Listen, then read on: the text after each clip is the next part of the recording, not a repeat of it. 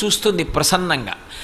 ఆవిడ చూపు ఎక్కడ పడుతుందో అక్కడ పడిన ఉత్తర క్షణంలో ఇక అలా ఇలా ఉండదు, ఇక ఐశ్వర్యం.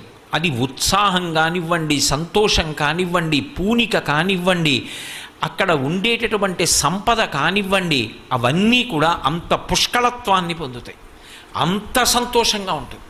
అందుకే ఆవిడ చూపులలోంచే అంతటి అనుగ్రహ ప్రసరణం చేసింది. అందుకే ఐశ్వర్యం ఎక్కడి నుంచి ఇస్తుంది అంటే ఆమె యొక్క చేతిలోంచి ఇస్తుంది అని చెప్పడం సాధ్యం కాదు.